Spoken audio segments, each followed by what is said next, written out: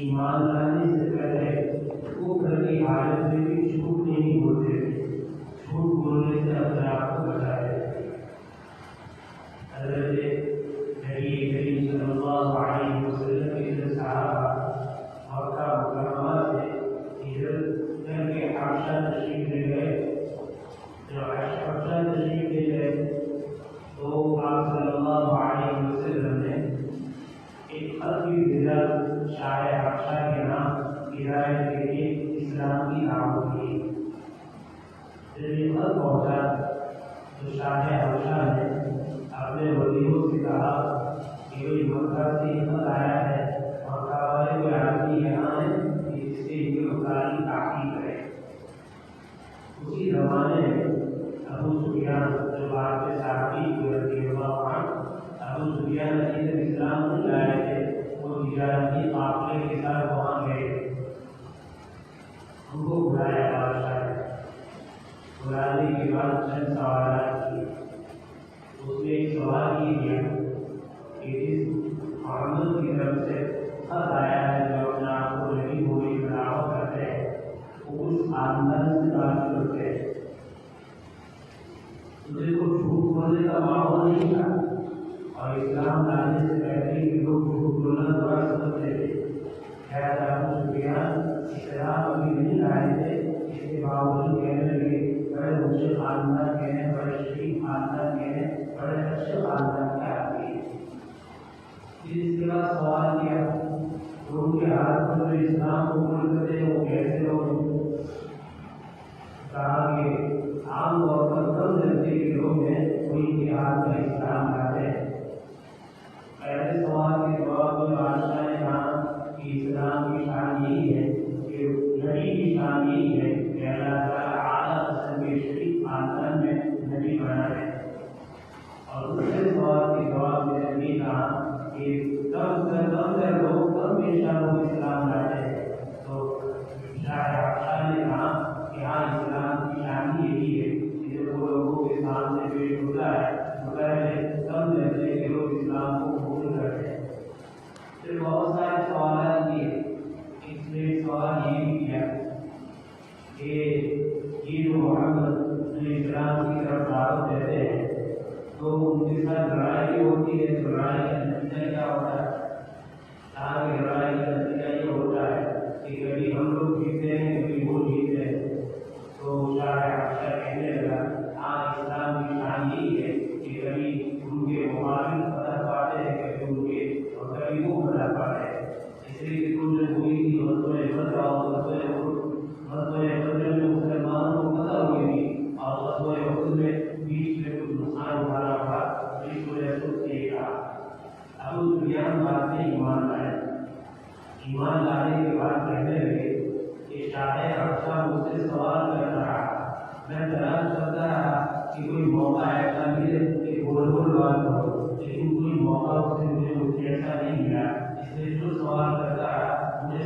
جواب دینا پڑے. البتہ ایک سوال کیا کہ آپس میں معاہدہ ہوتا ہے تو معاہدے کی پاسداری کس طرح کرتے ہیں. تو یہاں مجھے پورا موقع ملا کہ ہاں ہم سے معاہدہ تو ہوا ہے لیکن ابھی پورا کرنے کا وقت نہیں آیا ہے. ہو سکتا ہے وہ پورا کرے یا پورا نہ کرے. آگے اور سارے سوال کے بارے میں وہ کہتے تھے کہ بالکل بولنا چاہتا تھا لیکن کسی معاشرے میں اور باپوں نے اس بات کی اجازت نہیں دی اور میں کوئی جھوٹ بول نہیں سکتا. مطلب ہے اس زمانے میں غیر مسلم بھی جھوٹ بولنے سے اتنا احتیاط کرتا تھا. عام معاشرے کی وجہ سے جھوٹ کو خراب سمجھا جاتا تھا اور جھوٹ نہیں بولتا تھا. آج ہمارا معاشرہ ہے پھر جھوٹ بولتا ہے اور جھوٹ بولنے کو گناہ بھی نہیں سمجھتا ہے. اور جھوٹ بولنے کی بات شکل ایسی ہے کہ جس کو ہم جھوٹ بھی نہیں سمجھتے. مثال کے طور پر کوئی ہمارے دروازے پر آیا اور ہمیں اس کے ملنے کا ارادہ نہیں ہے. ایسے صبح کہاں گھر میں بلا آتی ہے اور گھر میں سے کہتے ہیں کہ بلا آتی نہیں. حالانکہ جھوٹ پوچھا کوئی کہاں کا ارادہ ہے. ہمیں معلوم ہے کہ بنانے سے کوئی نقصان نہیں ہو رہا ہے پھر بھی اس کے بعد جانا ہمیں روکائیے اور کہہ رہے ہیں کہ سمجھ جانے کا ارادہ ہے اور مل جانے کا ارادہ ہے. حالانکہ نہیں جانے کا ارادہ ہے. پھر جھوٹ بولتے ہیں. کوئی ضرورت نہیں کوئی پریشانی نہیں اس کے باوجود کیا آدمی جھوٹ بول دیتا ہے. اور ایسے جھوٹے ہیں کہ آدمی جھوٹ کو جھوٹ سمجھتا ہی ہے. جیسے ایک آدمی ہے سفر کر کے کہیں چھٹی لے کر سرکاری محکمے میں جایا ہے. اب اس کی چھٹی پوری ہو گئی ہے. اب اس کو جانے زیادہ چھٹی چاہیے تو چھوٹا سرٹیفکیٹ بناتا ہے. ڈاکٹر کے پاس میں بیمار ہوں اتنا بیمار ہوں کہ مجھے چلنے پھرنے کی طاقت نہیں ہے. ڈاکٹر نے وہ سرٹیفکیٹ بنا دیا اس پر اپنے دستخط کر دی اور سرکاری محکمے میں اس کو بھر دیا اور وہاں سے چھٹی ہوئی. حالانکہ اس طرح سے جھوٹ ہے لیکن اس کے باوجود ہم کو جھوٹ نہیں سمجھتے. اسی طرح کسی آدمی کے بارے میں سفارش کرنا ہے کسی نوکری کے لیے کسی ملازمت کے لیے تو اس کے پاس جو ڈگریاں نہیں ہے ہم کہیں گے ہاں یہ پورا ڈگری کا مالک ہے پورا ہنر کا مالک ہے پورا چیز کا مالک ہے. ہم اس کی شہادت دیتے ہیں. یہ بھی جھوٹ ہے.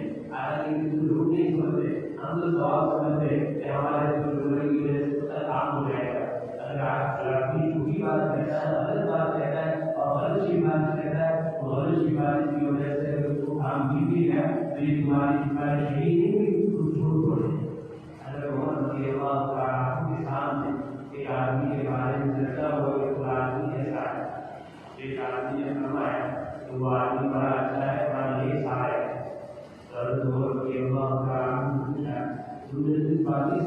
اس کے بارے میں نیک ہونے کی دعا دی کیا تم نے اس کے ساتھ کوئی لین دین کا معاملہ کیا ہے. کہاں کا لین دین کا معاملہ نہیں کیا ہے.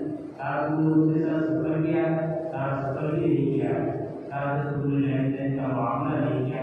تم نے سفر نہیں کیا تو ان کے حالات سے تم کس طرح واقف ہوئے. تمہیں حالات سے اس طرح واقف ہوگی میں ان کے ساتھ لین دین کا معاملہ کرنے اور لین دین کو پورا پورا ہوتا تھا. جو رہنا تھا وہ اچھی طرح رہے گا اور رہنا تھا وہ اچھی طرح رہے گا. میں تم لوگوں کے ساتھ سفر کی ہوگی. سفر میں اس کے ساتھ رہنے کی وجہ سے اس کے آواز تمہارے سامنے سنتے کہ وہ ایک آدمی ہے. ساتھیوں کا خیال رکھتا ہے یا ساتھیوں کو تکلیف پہنچاتا ہے. سفر میں اپنی راحت کا خیال رکھتا ہے یا اپنے ساتھی کی راحت کا خیال رکھتا ہے. آدمی کے ساتھ لین دین کا معاملہ ہوتا ہے تو اس کے آواز سنتے ہیں اور سفر کرتے ہیں تو اس کے آواز ہوتے ہیں. تم نے ان کے ساتھ لین دین کا معاملہ نہیں کیا اور تم نے ان کے ساتھ سفر کا معاملہ نہیں کیا. اس طرح سے اس کے بارے میں کہہ رہے ہو کہ بہت اچھا آدمی ہے ایسا ہے ویسا ہے. ایسے عام طور پر کوئی آدمی کسی کے بارے میں پوچھے اور ہمیں معلومات ہے معلومات کو جس کی خوبیاں بھی ہے اس کی برائی بھی ہے تو ہمیں برائی پہلے نہیں کرنا چاہیے لیکن خوبیوں میں مبالغہ بھی نہیں کرنا چاہیے. جو خوبیاں نہیں ہیں اس کے بارے میں یہ خوبیاں ہے یہ خوبیاں ہے. بہت نہیں کہہ سکتے ہیں کہ وہ 5 وقت کا نمازی ہے. کہہ سکتے ہیں جو 5 وقت کا نمازی ہے ہم اس کو فرض نماز میں دیکھتے ہیں. رمضان میں ہم اس کو روزہ رکھتے ہوئے دیکھتے ہیں. اتنا تو کہہ سکتے ہیں لیکن جو خوبیاں نہیں ہیں یا ہماری جو خوبیاں نہیں ہیں ہم اس کے بارے میں ہے جھوٹ میں شامل. بلکہ نبی کریم صلی اللہ علیہ وسلم کے زمانے میں ایک عورت نے ایک چھوٹے بچے کو اپنے پاس بلایا. جب وہ نہیں آنا چاہتا تھا تو مٹھی بند کر دی کہ میرے پاس آؤ اس مٹھی میں جو کچھ ہے میں تجھے دوں گی. نبی کریم صلی اللہ علیہ وسلم نے پوچھا کہ اگر وہ بچہ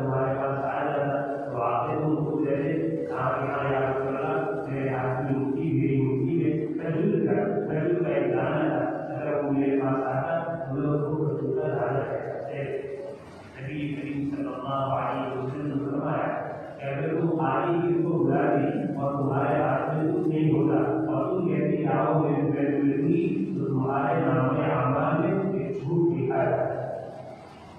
اتنا ہی نہیں بلکہ بعض وقت جھوٹا اس طرح بولتا ہے کہ بتائیے مثال کے طور پر رمضان کا مہینہ بخارا ہے، اشارہ مدرسے کے لیے محنت کر رہا ہے، لیکن بعض ایسے بھی آ گئے ہمیں معلوم نہیں ہے کہ واقعی میں مدرسہ بھی ہے نہیں یا مدرسے کو واقعی میں سکیت ہے کہ نہیں ہمیں معلوم۔ اب ہمارے پاس آئے اور آگے کی بات کریں ہمارے علاقے سے آیا ہوں، ہمارا مدرسہ ہے، ہم نے تصدیق نہ کری کہ ہماری تعلیم کرو مدرسہ ہے اس میں تو یہ تو ہم نے ان کو دیکھا ہے کہ ہم اسی طرح سے اس کے احوال سے واقف ہیں، تب تو ہم کہہ سکتے ہیں کہ بھائی ہمارا یہ مدرسہ ہے، میں نے دیکھا ہے میرے ساتھی نے دیکھا ہے اس کی تصدیق کرے، لیکن ہم نے دیکھا ہے ہمارے ساتھیوں نے اس کی دیکھا ہے اور خالی اس کی بات کو کہہ دیا کیا مدرسہ ہے یہ جھوٹ ہے۔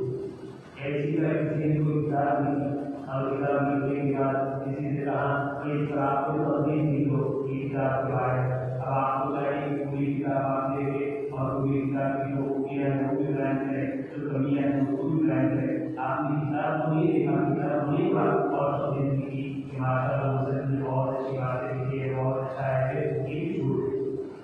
ہاں یہ تو کہہ سکتے ہیں روزانہ سفر پڑھے آپ کہہ سکتے ہیں کہ میں نے روزانہ سفر پڑھا ہے، مجھے امید ہے کہ اس کے بارے میں اچھی ہوگی، لیکن آپ نے کتاب کو دیکھا ہی نہیں، ایسن سے دیکھ کر آپ کہیں میں نے پوری کتاب کو دیکھا ہے اور اس کے بعد آپ نے سر تقریر کی، یہ بھی جھوٹ ہے۔ جھوٹی بات بہت ساری ہے، اس لیے آدمی کو ہر طرح امکان جھوٹ بولنے سے بچنا چاہیے۔ کبھی کبھی ایسا موقع آ جاتا ہے کہ آدمی جھوٹ بولنے پر مجبور ہو جاتا ہے۔ شریعت اسلام کی تعلیم ہے دوستوں سے بھی جھوٹ نہیں بولا جائے بلکہ تعلیم اور توعیہ کرنا چاہیے۔ توعیہ کا مطلب یہ ہے کہ ایک جملہ ایسا ہے جس سے دو مطلب، ایک مطلب سامنے والا ہے اور ایک مطلب ہم ہے، بالکل جھوٹ بولتے نہیں رہو۔ دیکھو بنا ضرورت شریعت کو جھوٹ بولنا چاہیے نہیں، لیکن کبھی ایسا موقع آتا ہے کہ جان کا خطرہ پڑ جاتا ہے، کسی لوگوں کی طرف ہونے کا خطرہ ہے، دین کے بہت بڑے نقصان کا خطرہ ہے، اور ان کو ایسا توعیہ کرنا چاہیے، ایسی تعلیم کرنی چاہیے کہ جس کی وجہ سے سراہد نہ ہوئے لیکن ایسا راستہ نکل جائے جس کو گزاری میں ہم کہتے ہیں کہ صاف بھی بن جائے اور لاگی بھی نہ ہو۔ ایسے حضرت ابوبکر صدیق رضی اللہ عنہ ہجرت کا سفر کر رہے ہیں، ہجرت مکہ والوں کو بتایا تھا تو انہوں نے اعلان کیا کہ جو بھی ابوبکر جو بھی محمد اور اس کے ساتھی ابوبکر کو پکڑ کر لائے گا اس کو 100 کا انعام دیا جائے گا۔ سارے لوگ ان کی تلاش میں نکلے، چنانچہ ایک آدمی مکہ کا آپ صلی اللہ علیہ وسلم اور حضرت ابوبکر کے قریب پہنچ گیا۔ حضرت ابوبکر رضی اللہ تعالیٰ عنہ کو پہچانتا تھا اور نبی کریم صلی اللہ علیہ وسلم کو نہیں پہچانتا تھا۔ اب دیکھیے حضرت ابوبکر کو اور پکڑنا اکثر نبی کریم صلی اللہ علیہ وسلم کو اکثر محسوس تھا، لہٰذا حضرت ابوبکر سے پوچھا کہ ابوبکر آپ کے ساتھ کون ہے؟ اگر ابوبکر کہتے یہ محمد صلی اللہ علیہ وسلم ہے تو آپ صلی اللہ علیہ وسلم کے گھر کے لیے ایسے پکڑے جاتے، اور اگر یہ کہے کہ آپ محمد نہیں ہے تو جھوٹ ہوتا۔ اور حضرت ابوبکر کے درمیان والا راستہ نکالا، آپ نے فرمایا اگر رجل یہدی سبیل، یہ آدمی ہے جو مجھے راستہ دکھاتا ہے۔ ایسا ہی مطلب تو یہ ہے آج میں لوگ سفر کرتے تھے تو راستوں سے آئے واقع نہیں ہوتا تھا تو راستہ بتانے کے لیے کسی کو ساتھ لے جاتے تھے تاکہ وہ آگے آگے راستہ دکھاتا تھا، یہاں جانا ہے، یہاں جانا ہے، یہاں سے گھومنا ہے اور منزل تک پہنچا تھا۔ حضرت ابوبکر نے کہا کہ راستہ دکھا دے، تاکہ وہ راستہ نہیں دکھاتا۔ حضرت ابوبکر رضی اللہ تعالیٰ عنہ کی منشا اور آپ کا خیال یہ تھا کہ یہ مجھے دین کا راستہ دکھا دے، یہ میرے نبی ہے مجھے دین کا راستہ دکھا دے۔ حضرت ابوبکر یہ بات بھی خوش ہوتا کہ میرے رہبر ہے، بھائی ہے، جو راستہ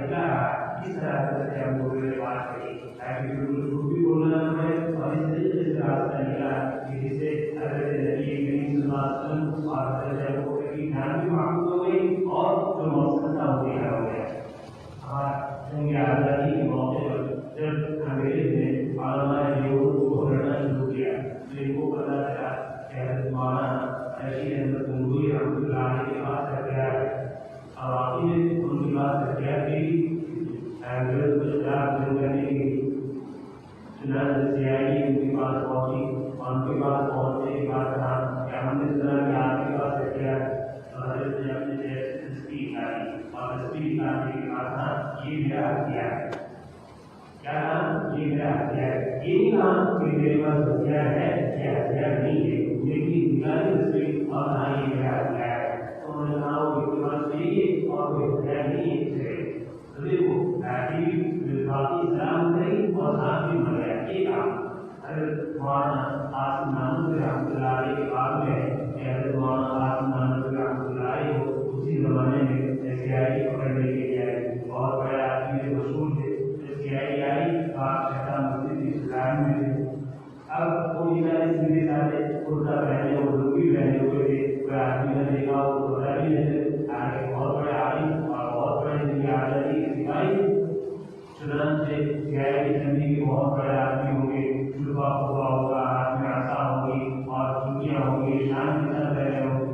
शैतान मस्जिद के सामने CID पहुंची तो CID ने देखा एक आदमी है, मामूली कुर्ता पहना हुआ है और लुंगी पहनी हुई है और वो भी पूछा कि मोहम्मद आसिम नानवी को पकड़ने आए हैं, वो कहा साथ जिस जगह पे उस जगह से दो चार कदम आगे या दो चार कदम पीछे और पीछे हटने के बाद लगी यहाँ सही बात। अब वो समझे कि अभी यहाँ से कहीं चले गए होंगे और इनको करना भी यहाँ से, तो इस तरीके से उन्होंने अपनी जान निकाली। तो पढ़ना देखता है आज मरता ऐसे हालत आ जाए कि इंसान को अपनी जान बचाना जरूरी है और झूठ बोलना पड़े और इस रात में झूठ न बोले और ये अपने तारीफ करे। इस तरीके से अगर कौमी तारीफ के काम नहीं होता और झूठ बोलने मजबूर हो जाए फिर गुंजाइश है कि आदमी जान को बचाने के लिए, ईमान को बचाने के लिए अगर इस तरीके से झूठ बोले तो उसकी गुंजाइश है, लेकिन बचने के लिए और ये अंदर ज्यादा रहता है। मेरे भाई हमारा हाल है, हमारी कोई परेशानी नहीं, कोई हालात नहीं है, इसके बावजूद भी हम फिर झूठ बोलते चले जाते हैं। ये अच्छी चीज नहीं। हमारा मुआशरा ये होना चाहिए कि हम घरों में वो अपने आप को सच्चा साबित करें, घरों में अपने बीवी के साथ सच्चाई के साथ रहें, अपने बच्चों के साथ सच्चाई करें। देखो हमारे बच्चे की पूरी सिगरेट है, इनके सामने कोई बुराई नहीं है और उनके सामने नेकियां भी नहीं। हमेशा उनके सामने सच बोलेंगे तो इनके अंदर सच्चाई आएगी, झूठ क्या है वो नहीं आएगी। और हम हमेशा झूठ बोलेंगे तो उनके सामने झूठ आएगा, सच्चाई क्या क्या नहीं आएगा, वो उनके सामने नहीं आएगा। और बड़ी जरूरत है कि हम अपने घरों में हमेशा सच्चाई के सामने झूठ को बिल्कुल जला दें। अगर हम इस तरह सच्चाई वाला मुआशरा और सच्चाई वाला माहौल अपने घर में पैदा करेंगे तो हमारे बच्चे हमेशा सच बोलेंगे, झूठ से दूर रहेंगे। और मेरे भाई बचपन में हमारे छोटे हमें देखा बाप भी झूठ बोल रहा है, माँ भी झूठ बोल रही है, बड़ा भाई भी झूठ बोल रहा है, बड़ी बहन भी झूठ बोल रही है और बार बार में झूठी चल रहा है। तो इसका हाथ बच्चों पर भी पड़ेगा कि बच्चे बस उनसे झूठ बोलना शुरू करें। तो ये बच्चे को इसलिए है इनके सामने हम अपना जैसा अमल रखेंगे, वो अमल अच्छा होगा तो ये अच्छे बनेंगे, वो अमल बुरा होगा तो ये अमल बुरे बनेंगे। तो अगर बचपन ही से हमारे अंदर सच्चाई की आदत होगी तो मेरे भाई कभी हमारा बच्चे इतनी बड़ी गलती करेगा लेकिन कभी झूठ नहीं बोलेगा। और अगर हमें देखेगा कि हमारे बड़े झूठ बोलते हैं तो मामूली चीज है वो झूठ बोलने लगेगा। हमारे बच्चे जो सच्चे होते हैं या हमारे बच्चे जो झूठे होते हैं वो असल में वो सच्चे और झूठे नहीं है। वो इस बात की रही है कि इस घर के बड़े सच्चे हैं या ये बच्चे सच्चे हैं, इस घर के बड़े झूठे हैं या ये झूठे हैं, या इसकी आगे करने चाहिए। नबी करीम सल्लल्लाहु अलैहि वसल्लम ने इरशाद फरमाया इस प्रकार कि मुनाफिकी की निशानियां इस तरह की निशानियां कि वो जब बात करता है झूठ बोलता है। देखो मुनाफिकी आलामत है और जब आलामत पाई जाती है तो वजह भी पाया जाता है। तो बोला कि जो आदमी जान से झूठ बोलता है मुनाफिकी की आलामत उसके अंदर मौजूद है। देखिए एतबार से उसको मुनाफिक नहीं कहेंगे, काफी नहीं कहेंगे, तो ये कहेंगे कि झूठा है। हाँ लेकिन ये जरूर है जो उसके अंदर मुनाफिकी की आलामत है, मुनाफिकी की कहानी है जो उसके अंदर है। जब भी बात करता है तो झूठ बोलता है। अब मुनाफिकी की अलामत आएगी, दूसरी अलामत आएगी, तीसरी अलामत आएगी, अलामत बढ़ती चली जाएगी और हमारा ईमान कमजोर होता चला जाएगा। इसीलिए नबी करीम सल्लल्लाहु अलैहि वसल्लम ने फरमाया कि आदमी को झूठ से कितना बचना चाहिए। आपने फरमाया मैं बड़े गुनाहों में जो बड़े गुनाह है उसको न बताऊं,